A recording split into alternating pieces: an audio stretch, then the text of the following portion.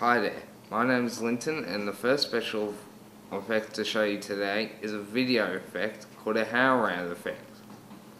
The way to make this effect at home or anywhere else is you can plug your camera into any TV and point it at its own output, which makes this weird effect.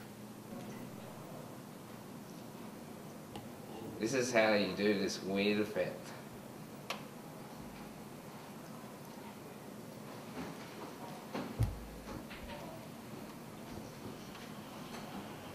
Back in 1963, this effect which you just seen was the same effect used for the Doctor Who titles.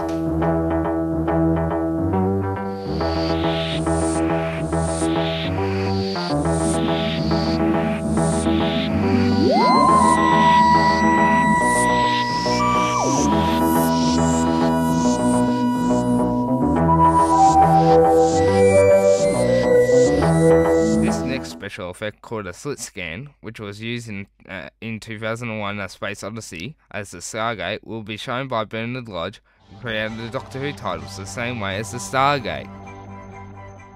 To create this sequence, we use a technique called slit scan. This was a typical of the kind of camera we used, rostrum camera, also known as an animation stand, used mainly for filming ordinary conventional animation, shooting down onto drawings, photographs and so on. And it would normally shoot a sequence of frames while it's moving.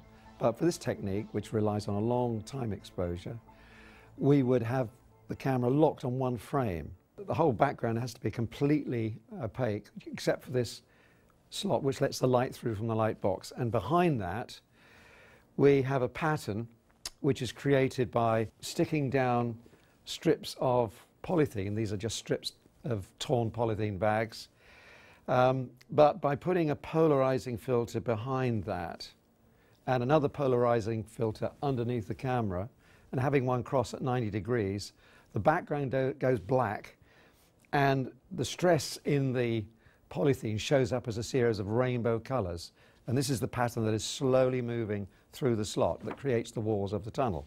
It started up very, very close inside a specially drawn slot, and then it would track away up the column.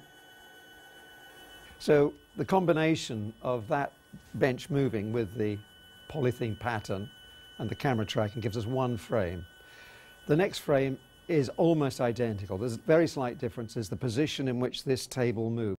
Now these days, you can do the same effect in Final Cut by selecting a clip, then go into Effects, and go into Video Effects, and then choose Slit Scan.